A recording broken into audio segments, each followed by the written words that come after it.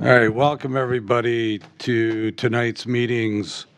We actually have a public hearing first before the City Planning Commission actually convenes into their regular scheduled meeting. So we'll start with that public hearing. I call that public hearing to order. It's a special use permit for the owners, Stephanie Munch, and Jason Kinziger is the agent for that request. It's at 506 Highland Drive. And in attendance, we have Commissioners Keelan, Olson, Fair, Behrens, and Mayor Brian Smith. And then we have City Administrator Henry Veliker and our Development Director, Andrew Dane. So at this time, I would take testimony in favor of the request from Mr. Kinzinger for the special use permit.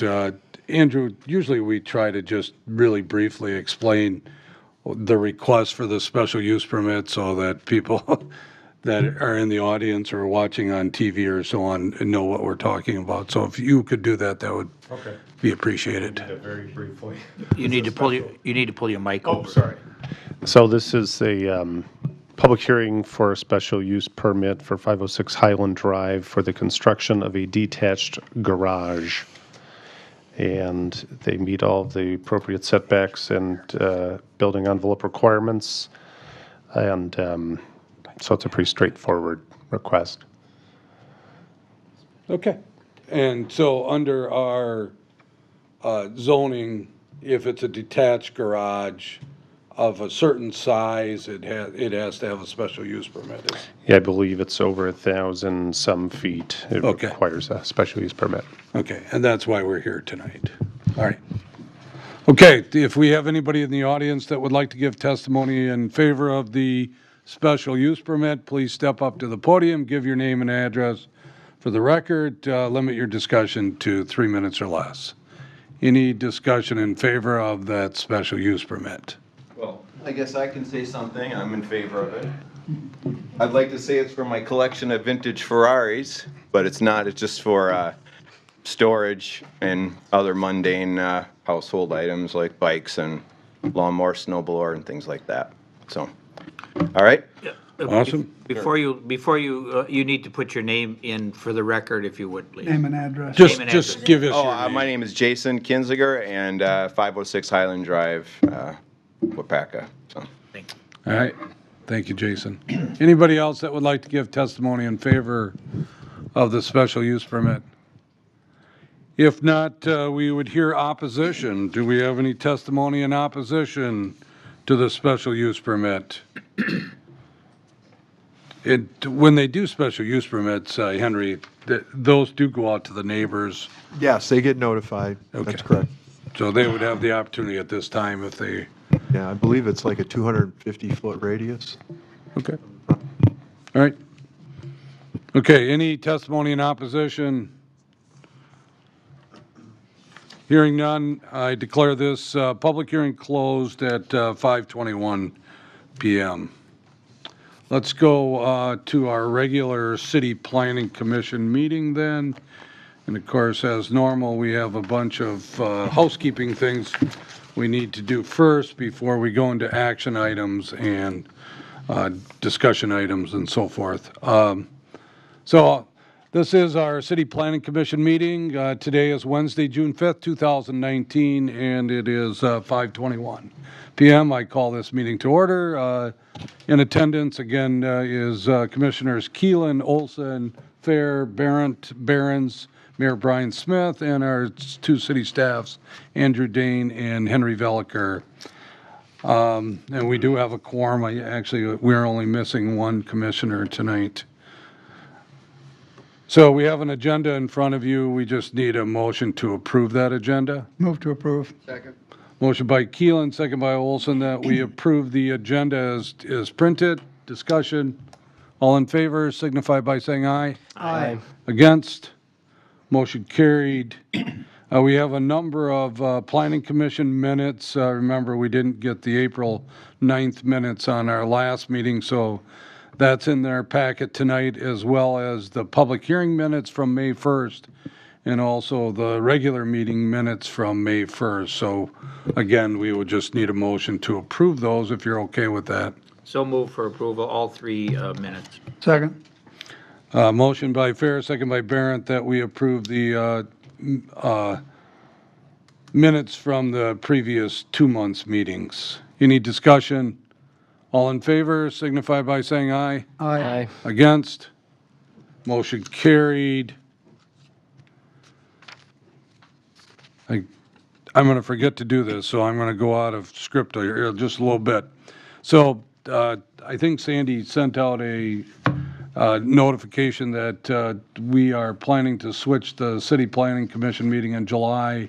Instead of July 3rd, you know, we'd rather go to July 10th. I know, Eric, you've said that you already cannot attend that meeting. Okay, and John Kinnear is not going to be here that day also, so just wondering about the other commissioners. I'll be here. Okay, I think I'm good with it. all right, so we'll still have a quorum, we should be okay. So put that on your calendar then, instead of July 3rd, it will be July 10th, you can watch the fireworks instead of participate in the fireworks. Okay, under action items, then, we have a special use permit. The owner is Stephanie Munch, and Jason Kinziger is the agent for 506 Highland Drive. And Andrew, you want to just go into a little bit more detail on how you came up with your recommendation then?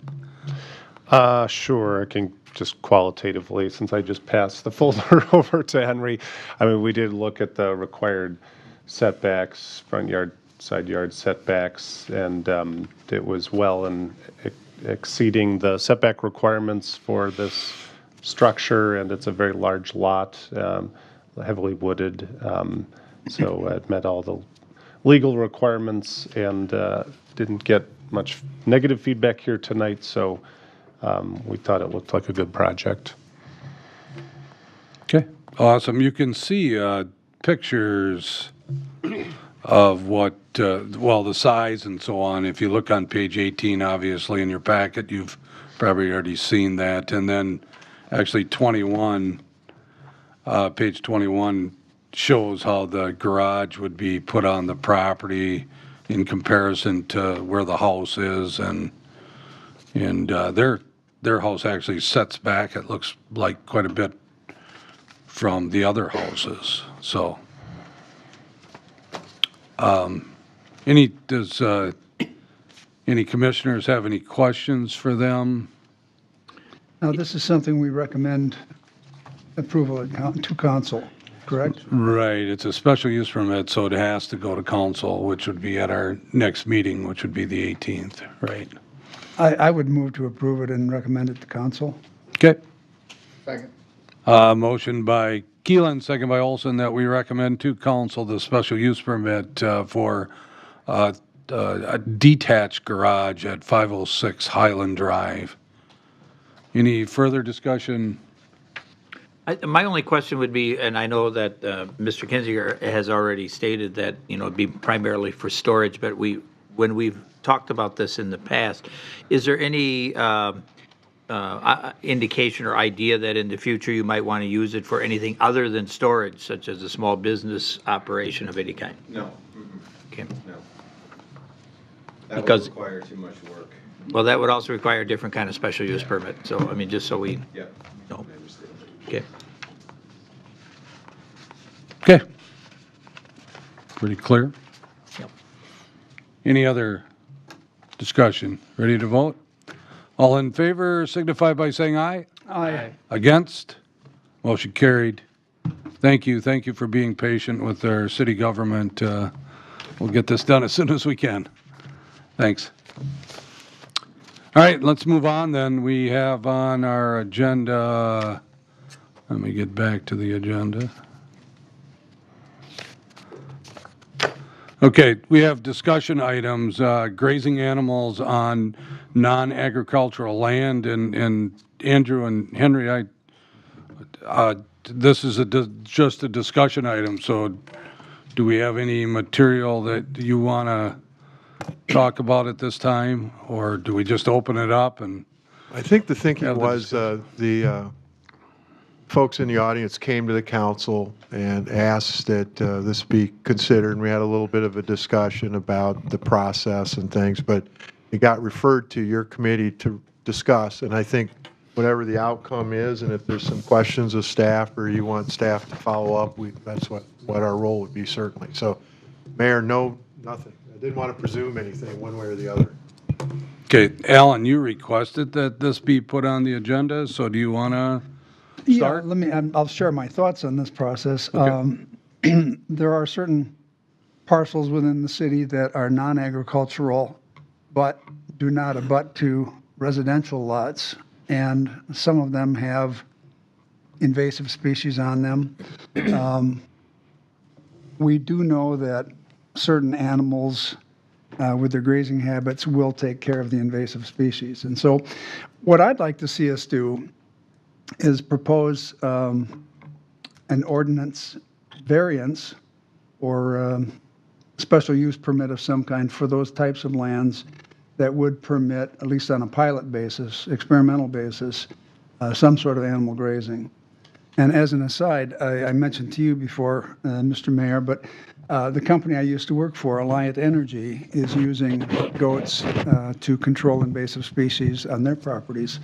They have a herd of 58 goats that they're using to take care of that.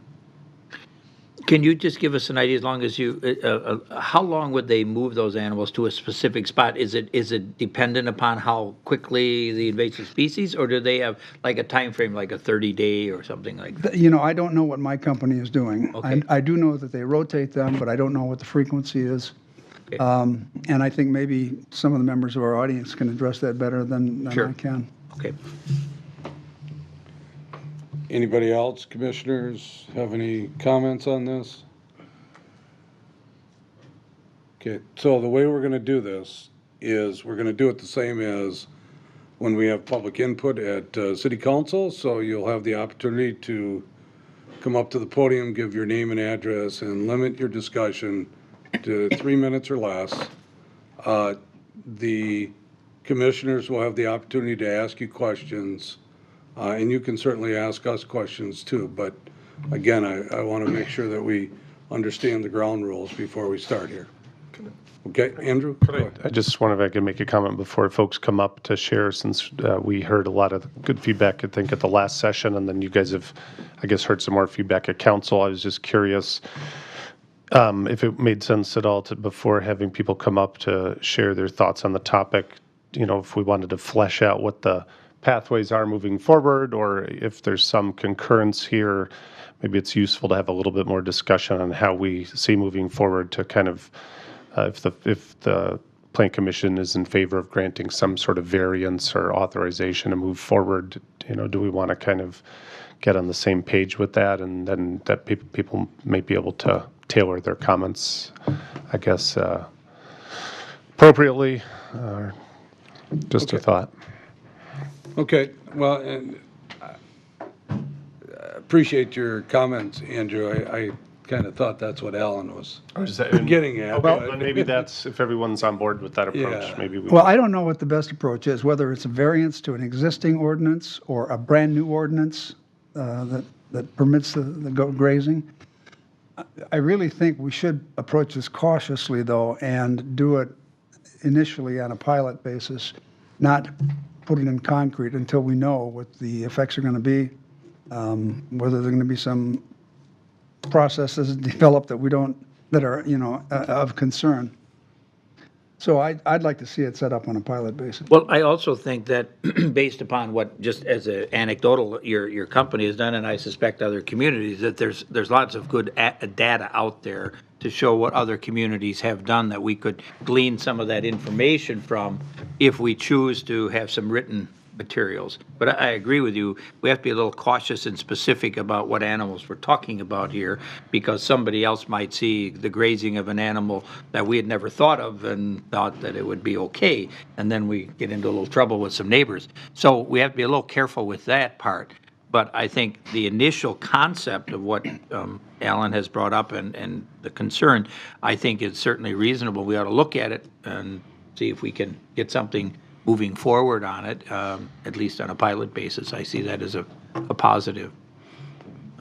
Well, and Pat, you know better than I do the difference between pilot and trial, but I think for that reason, I would be more in favor of a trial basis where we look at seeing how it works on the property from the people that are requesting it, and see how that works out instead of,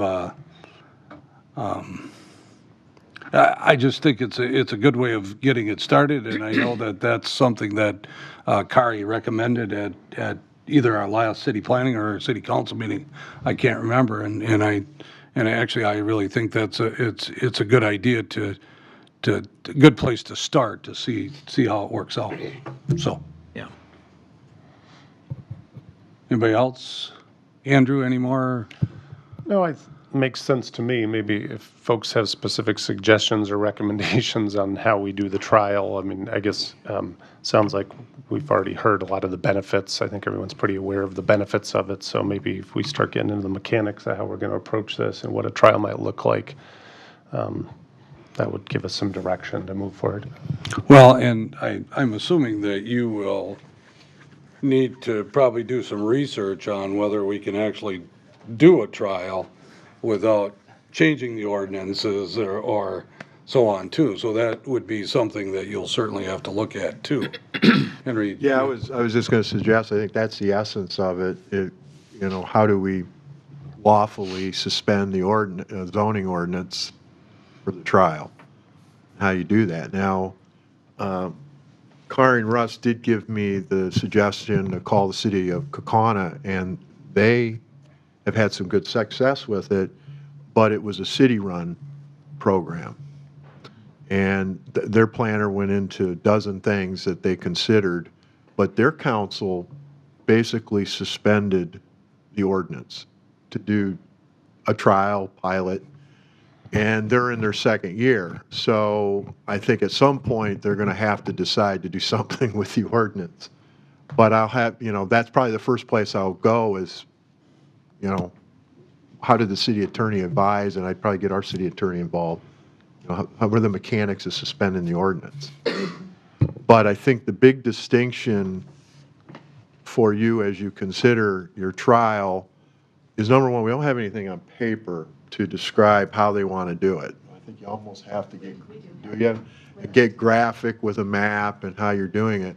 But that was a real key feature in Kaukauna, was that is their program, and they have a contractor that comes in and moves the animals, fences them in. And to me, I think raising the ordinance requirements, and then is it publicly or privately run, will be a distinction I think you have to decide. Because if something happens, are you going to require them to have liability insurance or something? A contractor would. That'd be all built into their price. And if something goes awry, then they're liable and not the property owner. But I think that's all part of our pulling this information together for you. We'll solve that tonight. But I think for me, those are the two key things, because we can just lift off in a conversation, how many feet you keep away from the property line. Your comment earlier is well taken, because in Kaukauna, there was some residential neighborhoods in that close to it, and they purposely stayed away from those because of odor or noise or what have you. And so that's probably not an issue on your property, so it's pretty wide open there. But, fencing and those kind of things. So I think we can get little mechanics of how to do it, but who's public or private or ordinance, and the ordinance issue, for me, are the two quick things. I think the other thing that you mentioned there is key as well. To set up a trial and having it on a property that doesn't have close neighbors and maybe is ideal for this kind of a grazing is great, but there's going to be somebody who's going to look at it and say, hey, I want my yard to have something of a similar, or my property, and they're in a completely different environment with people real close, and then how is the city going to say yes to one and no to the other unless we have something pretty well set already? And again, that's the same thing like you mentioned in Kaukauna. They have to have, who's setting up the program? Is it the city-run program? Or is it the individual who's just contracting out and bringing in, being allowed to do that? I think those are the keys that have to be, fleshed out here, because otherwise, you run into some problems with that. Eric had a comment. Yeah, just, you mentioned Kaukauna had suspended their ordinance for a couple of years now. Does that mean it's open for anybody that wants to graze Well, animals? that's a good question. I don't know. I'd have to ask, but I think inherent in trial is that you can kind of limit what you're doing. But Well, I think the key to that, what you said though, is it's city-run, so they can control where they allow that to happen. I think the answer, as I look at to the question of Eric, is we're probably not looking at suspending a whole ordinance because anybody in the city then could do the same thing, unless we can describe it, as Pat said, a lot better. There must be another option to being able to do the trial basis, but suspending an ordinance basically means there is no ordinance, and I don't think we want to go there. No, I think creating a variance is the way to approach it. We have you can't graze, or you can't have animals except on agricultural lands, and if we make an exception then for X number of months or some period of time, where it is on land that is not zoned agricultural, but is also not adjacent to residential properties or commercial properties or whatever other restrictions we want to put on it. But I would think that'd be the way to approach it, with a variance to the ordinance. well, in a minimum size, certainly. We don't have many lots in the city that are 20 acres. So I mean, that could, yeah, that could help. Yeah. And you could also put a time limit on the Exactly. variance for the next 6 months or 12 months or something, so that it can be looked at after that and then rescinded, made permanent, whatever, but have some kind of a Have a sunset. sunset on it. Justin, you had something? Yeah, I was going to comment that this seems to draw a lot of parallels from the chicken ordinance that we passed. I mean, we allowed the chickens because they take care of ticks, which, communicate Lyme's disease. So drawing from that ordinance, it defines the number, how you house them, feed them, water them, sanitation, the smell and odors. That was all part of that permit process. So I think a lot of parallels or just information could be drawn from that to move forward with this. Okay. Anybody else? All right, so again, if you would like, whoever's deciding to go first here, just give your name and address and, Mayor, is it okay if we pass handout? yeah, absolutely. Yeah. Because we actually have plans and drawings and Sure. elaborate information. Sure. And aside, we didn't, those of you that are on council don't have a copy of the Kaukauna letter because you already got one, but the other people should have it. It explains the rationale that they did today. And there's also an article on the city of Cincinnati that their plan commission unanimously voted to make these types, to streamline these types of processes and had dealt with the same issues there. So. Okay. Russ, go ahead. Hi, Russ Buckowitz, 124 East Lake Street. Thanks for allowing me to speak tonight. I'll try and abbreviate what I had as a presentation. Part of our goal with Oz Property has been about education and as a demonstration site to try and help with management of invasive species, looking at methods of manage them without pesticides or without strong pesticide or herbicide inputs. There's a UN report that came out saying that there's about 1 million species that are under threat of extinction. They're saying it's not too late. We need to take transformative action now, both locally and globally, and that's part of what we're here to try and do. We're proposing the Center for Biodiversity for Education and also as a zoological garden. And as part of that proposal, there's a ordinance in the that the city has under 26-04.05, Section 3, that we believe would allow us to utilize grazing animals as it currently exists as a private educational institution.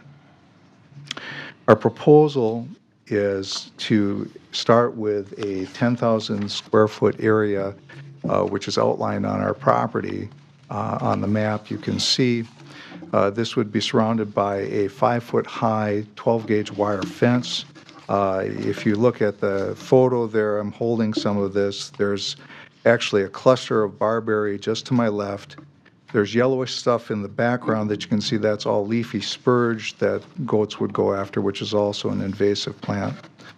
Much like the Kaukauna thing, although we wouldn't be city-run, but the idea, again, is to provide a demonstration for how we can utilize grazing animals to control invasive species, to improve habitat. There are loads of birds and animals out there that are getting restricted by things like the barberry, and our hope is to be able to work to control those things without strong chemical input, because every time we're spraying, we're threatening amphibians and other things that we don't want to, that we don't want to harm. And every time we do that, it's really a decision that we need to weigh carefully in order to look at that. So there's also an article, or there's a note from the City of Cincinnati. They've just made some changes in their regulations as far as to make urban farming much more easy. One of the things that sort of stunned me a little bit, they were talking about 8 goats and up to 20,000 square feet, which is quite concentrated. We're talking about something a whole lot less here, folks. We've got 34 acres. We're talking 10 goats. So Russ, can I just interject? Are you talking about a resident population, or are you talking about a transient population that were to be brought in for X amount of time and then taken off? Well, I think what it would be, under the ordinance that's there's nothing that would say we have to do one thing or another. Realistically, these would be, I mean, we'd start with this permanent fencing because, we don't want animals out any more than anybody else does. And to address Henry's point or concerns about liability, we have an umbrella policy that covers us. I checked with my insurance agent to make sure that that would continue to cover us for that kind of stuff, but I think it does. But to address your question, what we ultimately hope to do is to utilize what's called electronetting, which is a woven electrified fence that you can move around. So the idea is you concentrate the goats in an area, much like Alan was talking about, kind of pound the heck out of the invasives that are in that area, and when you've got that accomplished, you move them to the next adjacent area and repeat the process. So I think, practically speaking, this would be something that we'd move from one spot to the next spot to the next spot, and I don't really know as far as, what that time frame would look like, because we'd have to trial it and see what we got for results, and part of it depends on what the concentration is, because there are places where there's lots and lots and lots of barberry, and it's pretty tall and pretty woody, and there are other places where there are relatively new plants that I think they would do away with pretty quickly. But who would own the goat? We own the goats. We've been managing the goats up on our farm in St. Lawrence Township. Okay. So I feel like we have experience that way. We've had no escapees, so far. Okay. So.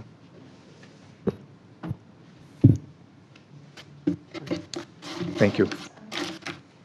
Alan, did you have a question? Just quickly, you also talking about horses, though, too, correct?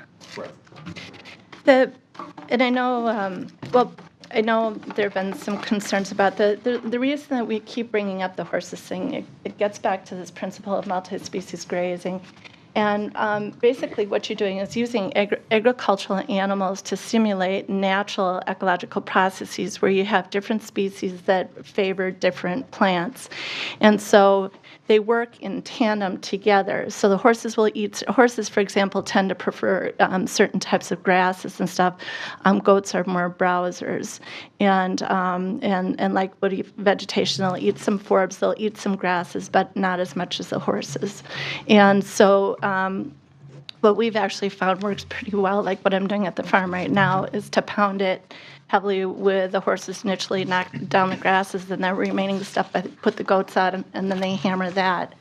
And so I forgot to say my name, Kari Esbenson, 124 East Lake Street. When you guys were bringing up the options as far as the zoning ordinance, I guess I'd like to ask about this. We were made aware, actually, of this provision already on the books that Russ had referred to, this 2605, that deals with prohibited and protected animals, et cetera. Anyway, if you go to the second page, it says the prohibitions of subsection 2 shall not apply where the creatures are in the care, custody, or control of a variety of things. But one of these is a private educational institution. The other is a zoological garden. And it also mentions, assuming their location conforms to the provisions of the zoning ordinance, or the zoning ordinance of the city, all animals in animal quarters are kept in a clean and sanitary condition and so maintained as to eliminate objectionable odors. Animals are maintained in quarters so constructed as to prevent their escape, and no person lives or resides within 100 feet of the quarters in which the animals are kept. As far as I can tell, this ordinance exists on the books right now. We were just recently made aware of it, had no idea about it previously. And I guess I would ask, I forget your name, sir. You've taken over Brennan's position. What is it? Andrew. Andrew. Hi, Andrew. I wondered if you would be willing to take a look at the books and see, if this actually exists. As you know, we've had a longstanding mission to use the site as an educational center. We bring small groups together to do field studies out there. We're in the process of doing an inventory of the birds out there right now, bringing amateur and novice bird watchers together. We're in the process of going to be putting up deer exclusionary fencing that's co-funded with the Natural Resource Conservation Service. They're excited because they want to bring other people out to see what this exclusionary fencing is. So we're serving as an educational institution, and as it is, and we really want to ramp up the whole thing that Russ mentioned about this UN call about extinction of species has really got a light under our fire, and a fire under our butts. What was it? Light under our fire? Yeah, okay, I messed that one up. Anyway, we've been doing organic farming for 30-some years. We had our first run of goats we had for 15 years till they died. This is our second round. We've been back at it about 6 years. Our kids have been in 4-H. We're savvy animal handlers. We also all have degrees in zoology, hence zoological garden, which we are managing the site for. Russ has his zoology degree. We actually met in a class called Extinction of Species about 30 years ago, and that was before all the attention now down at UW-Madison. And our daughter majored in forest and wildlife ecology from Madison. So we're equipped and experienced land managers. We're also equipped and experienced animal handlers. And we would just ask that you take a look at that existing ordinance and see if that's something that we could work with. Again, we want to be good citizens and partners. We don't want to have any problems, any complaints. And if we were sitting in the middle of a residential area, we would not be proposing this. It's the unique nature of the site, that the fact that there's ag land immediately across the road from it, and we have no city residents that live there. The site makes the industrial site a beautiful site. We want to keep it beautiful. We want to coexist with people in a positive fashion, and so we feel it's a unique setting. But if you could take a look at that ordinance, that would be wonderful, and let us know what your interpretation is of it. Okay? Yeah, thank you. We're followed Bye. I can introduce here. I can hand these out. These kind of I can hand them out and explain what they are. That just I had these in my bag. It explains a little more what managed grazing is. This is my first city council meeting. My name is Rachel Baressa, N3775 Ritchie Road, New London, Wisconsin. My role is I'm the grazing specialist and planner for Golden Sands RC&D. I also am on the Grassworks Grazing nonprofit group's board, and I myself am a grazer over on the other side of Waupaca. My kind of two promotions or thoughts that I had while I was sitting here listening is that the DNR initiated a program last year that works with public lands and then grazing, where they have contracts to bring in grazing onto a lot of the public lands is the cheapest, most effective way to, take care of invasive species. Basically, that it's the four-legged critters require a whole lot less maintenance and fossil fuels than running lawnmowers, spraying. Even doing prairie burns are very hard on the wildlife. So this way, you bring in the animals and it's beneficial. And in that situation, they have all individualized contracts with whatever works. But most of the cases, then the city's not paying the farmer anything and the farmer's not paying anything. It's mutually beneficial for both parties. And that I know is kind of a case-by-case contract basis. Another thing I thought as far as figuring out who you let do it and who not to is requiring a grazing plan would be a really efficient way to weed out. So what a grazing plan does is it takes the amount of acres and you figure out how many animals you can hold on that. And the other part is separating people that are intentionally managing for controlling invasives or what else is that management key. They've got to be managed animals, which means they're getting moved. So you'd start in one field and each, there'd be a set increment. So whether it's every day, which is what you would generally do with cattle, goats, usually it's a longer interval, but that when you say you pound that area, is that you graze that down and then rotate around through the property so that you're giving a rest period for the beneficial animals and the beneficial grasses to rebound. And you'll notice over time, after a year or so, that invasives will be gone and it'll mimic a much more native prairie setting. So it's very intentional, and I think requiring a plan would be a really useful way to kind of weed out the person that just wants a goat in their backyard.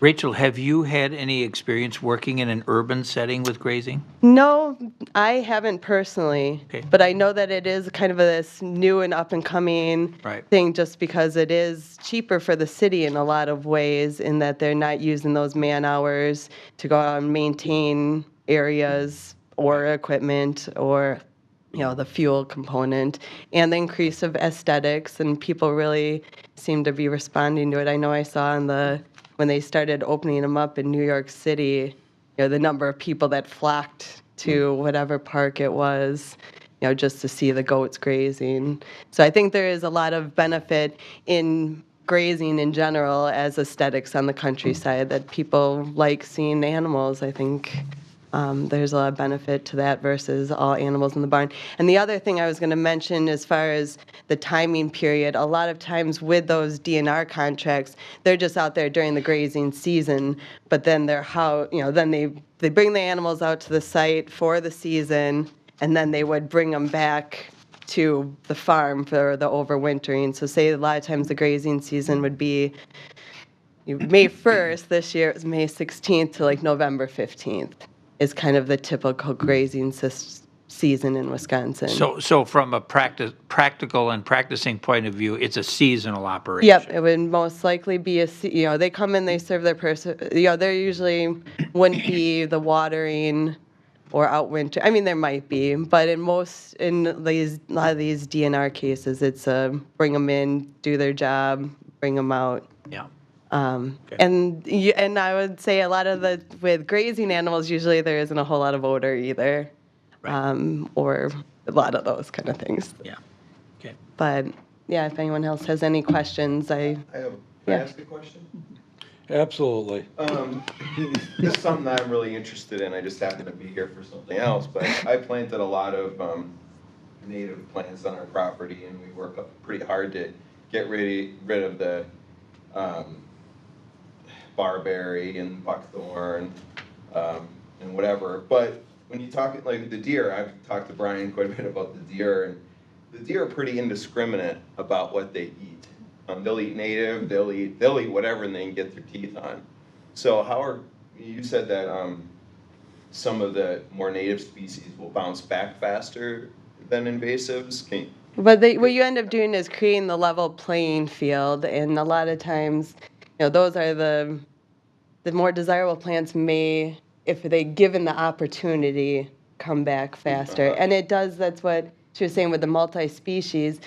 Grazing is a lot of it managing these animals for what you want them to do. So depending on whatever the site it is, you're going to put in different animals, and you're going to have them there for different periods of times. Like if you've got a lot of maybe less desirable plants in there, you put them in a smaller area because then they don't have a choice to eat whatever they want first. They're going to eat all of what's there. And then in those cases, you move them more frequently because you're kind of, it's like the mob grazing.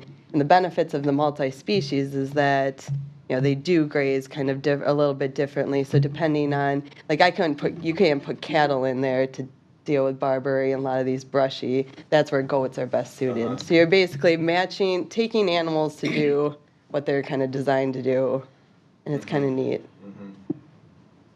Okay. So yeah, different animals are all going to graze differently, and you can manage for that. So it's just a lot of, intentional management. So, thank you. Anybody else have any questions of? So having someone who knows. Thank you, Rachel. So, let's. Do you have anybody else that wants to speak? I'm sorry. Okay. Kari or Russ or I do have a couple questions. of? Of them. Okay. So, one thing I noticed on the picture, and I've known it because I used to go out there all the time, is you've got a neighbor fairly close. Does he know? I mean, he's on board with everything? No, hold on. Please step up to the podium. I've been. They actually had written a letter of support that went to City Council. You guys had gotten a copy last, I don't know, the meetings start to blend together because we come so often. But you actually have a letter from the Mike and Mary tenants supporting it. Yeah. I do have one more quick question. I don't know how hardy horses or goats are, but if we get a hot summer, are they out there 24/7? Are they going to have any shade? They would need a little shade. Yeah, they would need shade. Okay, so you'll provide that? Mm-hmm. All right. That's all I had. And or we'd pull them off and take them home. Some of it really is, I've read this, and this is my experience. You have an experienced herd manager that's looking at the site at the time, and it's like, okay, now's the time to move them. How are things doing? How are they doing? I could put them out in the morning, and the weather's great in the morning, but then it's shifted, and then I got to, and that's where having somebody who's an experienced handler and also a land conservationist, because we're familiar with plants and animals, the native stuff, not just the domestic, but we're also working the domestic side too. So we're trying to create happy coexistence. That's our motto. So. Okay, Andrew. I just had a couple quick thoughts. I mean, I think and apologize for maybe not having, maybe we could have been a little bit more prepared to kind of lay out some better options beforehand for the Plan Commission. But I guess my thoughts are on, it sounds like, there's different pathways forward here, whether it's suspending the ordinance, whether it's some type of variance, whether it's updating the ordinance to allow for this type of activity, or whether we can allow it under the existing ordinance as was brought forward here today. But it sounds like if I'm understanding it correctly, it sounds like the interest is really more than doing a trial. It sounds like you're interested in doing the, creating this center for biodiversity education, having goats and animals out there on a ongoing, long-term basis. So I guess one thought, sounds like we maybe have some homework to do in terms of laying out some of these options and, bringing forward, recommendation with doing some more investigation. And it also sounds like it's maybe a little bit more of a long-term vision than and maybe we could lay out some options to maybe do a trial period that then could kind of segue in, if it was successful, into a rewrite of the ordinance to allow for this long-term. Or perhaps, like was pointed out here, perhaps it's allowable under the current ordinance, but it seems like we have a little bit of work to do to lay this out in a memo and bring it back. I don't know what the timeline is for doing that. I would think we could, I know I'm going to be gone for a few weeks here, so I don't want to I think overcommit. we get an extra week with you pushing back the meeting, so. So for July. Yeah, I think July 10th, we'll have more information than we have now. Should be able to give you some options. Well, Andrew, I was just making a little bit of a list as we were listening to all the different parties talking here. If you created some verbiage that included, like, the location of such a venture would be important, obviously, the size of the property, in this case, because it's such a large piece of property, would be certainly an exception to most people's amount of property in a city, urban. Requiring a grazing plan that Rachel brought up, I think, is a great idea. That, as she said, would sort of eliminate people who just want to have a goat in the backyard. The purpose for the grazing, whether it's for invasive purposes, whether it's educational or both, whatever, I think that would be important. And then the time period, is it a seasonal operation? Is it going to be a permanent, whatever? I think if you kind of work those in some language, that would give us at least some direction to talk about and go from there. Yep, that sounds good. Yeah, I think the zoological garden, that part of the ordinance might be the answer to what I was proposing for an ordinance change. But I think it would probably require a special use permit too then, and all the rest that goes with it, if I'm thinking correctly here. So I'd say for the July 10th meeting, do the research on the zoological garden issue and then find out also if they need special use permits and so on, and have that all in hand for that meeting. And then we would, I don't know, we would probably make a recommendation then to council, special use. If it needs a if special need use be, permit, but right. If not, we could make some decision here perhaps in July.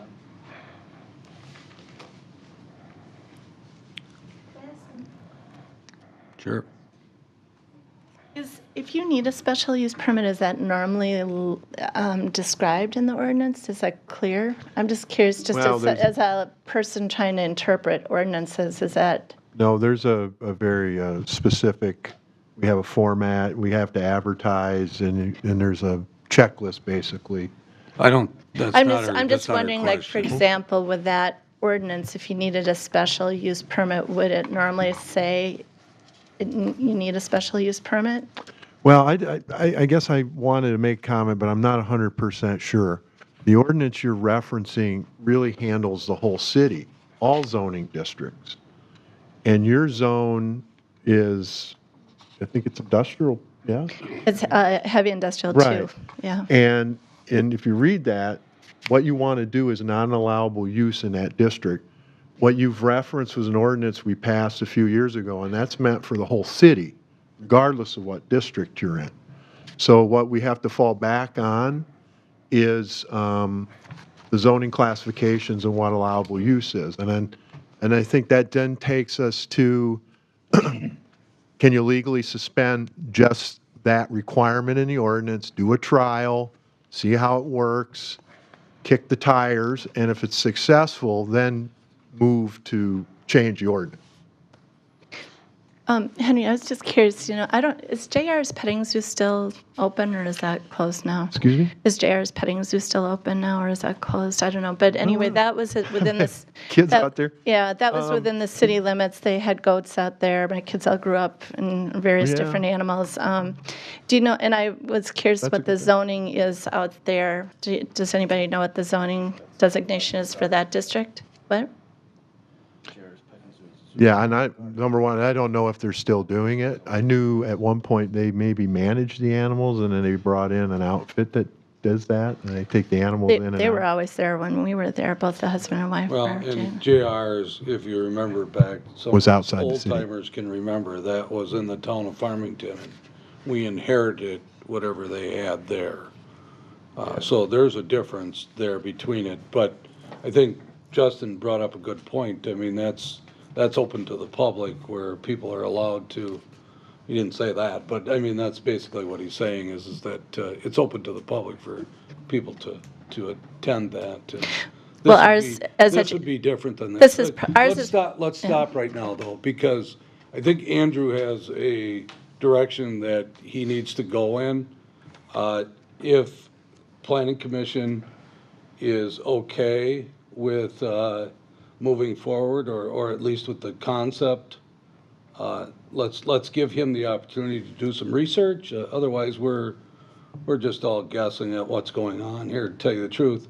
I came into this meeting just basically talking about something to get rid of evasives, and now we're talking about two other things too. So I'm a little bit confused. I don't want to just do an ordinance change, find a way to make it work. If that's the reason that we're doing it is to fight the evasives, let's have an ordinance that fights evasives. Let's not try and find a way to get it in there, and we have other ways of finding ways to do that, I guess, is my point. So, again, with Andrew being new here, I think he got quite a bit of information tonight. And I think he and Henry has promised that we'll have something at our July 10th meeting, so let's just stop it right there. Okay? All right. Anything else, Andrew, that you think you need? I think that's good. Good direction. Good discussion. I'm guessing that Kari, and Russ, your contact information is available. Is it in this packet? I guess I'm not sure, but Well, I'll know it. Because we'll have. yeah. All right. Thank you. All right, let's move on then to the comprehensive plan update and zoning code rewrite. Yeah, Mayor, I think I'm going to just kick this off, and then we'll pass, we're tag teaming a little bit.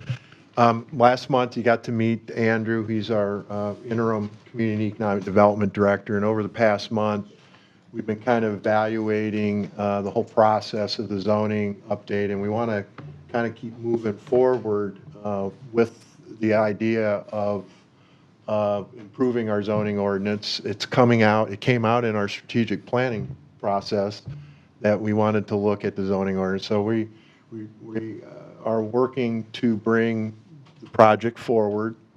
But there's one little twist on this, that we would like to also look at the comprehensive plan.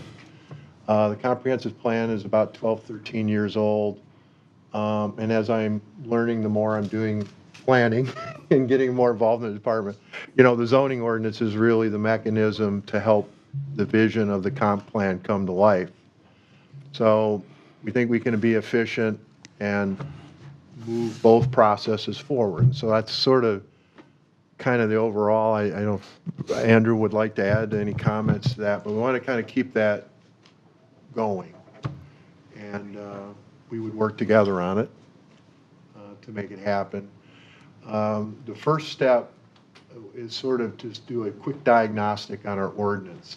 Come to learn, as we've been studying this issue, that there are some new state laws that have been put in place in the last 2 or 3 years that could affect our zoning. Is our zoning ordinance consistent with the state law? Is there contradictions within the code? And we'd like to bring in some little outside help to do that. It's very inexpensive. We have money in the budget to do that. And then I think our goal would be to come out maybe as soon as July 10th with kind of a report on the status of our zoning code. Where are the real gaps and the weaknesses and that kind of thing. And then together, and Andrew will take the lead, obviously, on this, but come up with some timeline to do both things. I don't want to steal some of Andrew's thoughts, but I'm going to steal some of Andrew's thoughts. As an outsider coming in here, he can see kind of that maybe we're a little bit of, experience a little bit of plan fatigue. Probably over the last 3-4 years, we've done a lot of future orientation, and I would say that's good for public agency. We've used a lot of private citizens, and we've had a lot of meetings and things like that.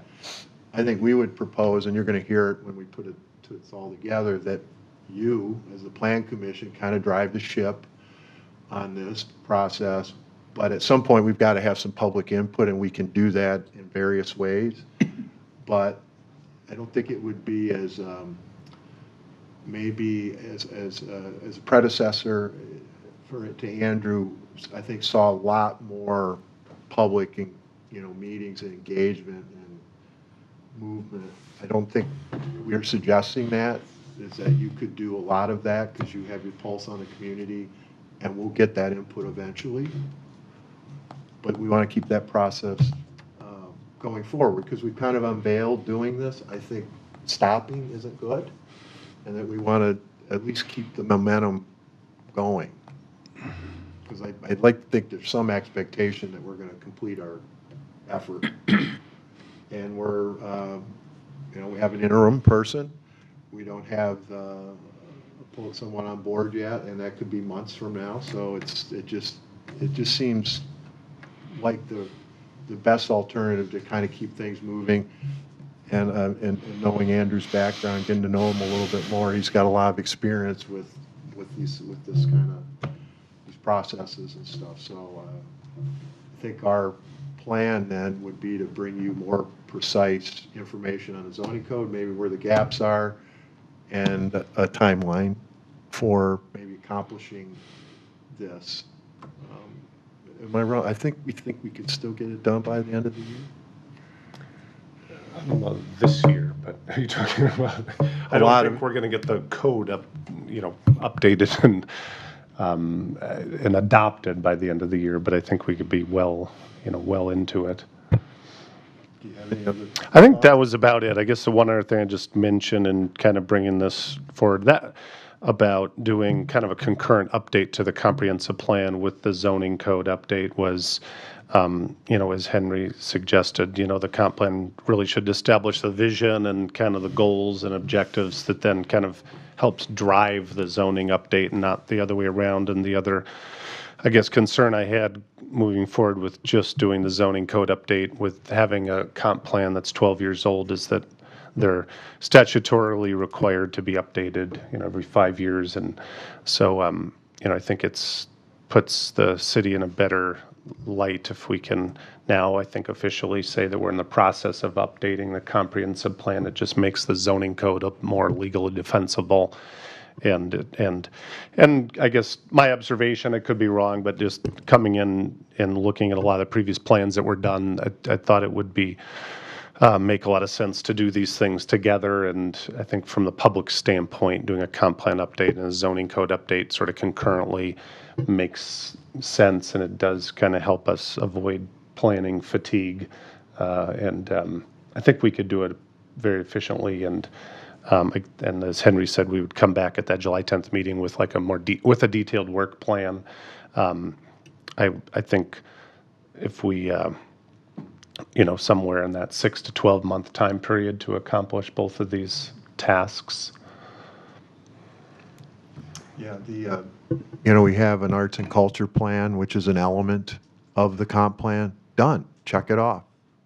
We've just got to incorporate it by reference. We did a nice river corridor plan, which could be a real essence of the recreation piece of the comp plan. Facilities is another, public facilities is another piece of the comp plan, and we're moving forward on some of that stuff with Public Works facility. So there's probably and again, sometimes it's nice to have a fresh set of eyes because, kind of Andrew's making these comments because he's seeing it for the first time. He says, well, you've got this, you've got this, you've got this. We don't have to recreate the wheel. So So are you trying to get at where we're going to have an outline or we're going to have certain items on the agenda that talking about the comp plan and I remember some of us that went through this before, we had homework where we basically had certain parts of the comp plan and the zoning code that we were said, hey, go read that, come back and give me your opinion on that. Is that what you're talking about tonight, or are you just telling us that we're going to start updating it and now you don't, and you guys are formulating a plan? well, it's not up to us to make those policy decisions. So yes, No, that's not what I asked. You would probably see every agenda, or if you choose, you could have a separate meeting just on the comp plan, but we don't want to, have tons of meetings. So we might just take a section of a month, Okay. or maybe if it's a difficult one, because it could be difficult, maybe it But takes as the 2 mayor meetings. suggested, you would just add that into our packet so we could look at it before the meeting, come here, chat about it a little bit, and if we have any suggested changes, talk about it. Well, we'd like to keep you busy in the middle of winter when there's not much going on. That's probably how we would time it a little bit. We don't want you to spend your We summer. can feed these right into the fireplace, is that what you're saying? Stay warm. Well, the comp plan, I like his idea. Yeah. well, the comp plan that we did, it was very laudable because if you remember, the county got a grant and a $30,000 project probably cost us $5,000 because they got the grant. It was laborious, but it was very much a consensus document because we did it with our neighbors, and that was good to do that with our neighbors. But there's not much meat on the bones on some of that stuff. So I think it's a real opportunity to say, okay, this is really what we're looking for in our city. And then, as Andrew said, that zoning ordinance, when we update it, should enforce those goals. Well, it's what we've been going through, and we have requests for, when we get requests, we have changed the ordinance to meet what their needs are. And that's not all bad, but it also indicates probably to the people that are coming here that the city will change. So we'll just do what we want, So, I mean, I think it's pretty important that we find something in between there that, and that's probably why, if we're 12 years out on our comp plan, that's probably why we're making changes to it. So it does make sense that we try to update that. Lots happened in 12 years, and you probably have a goal, based on the conversation I'm hearing today, is you'd have a strong sustainability feature in your comp plan.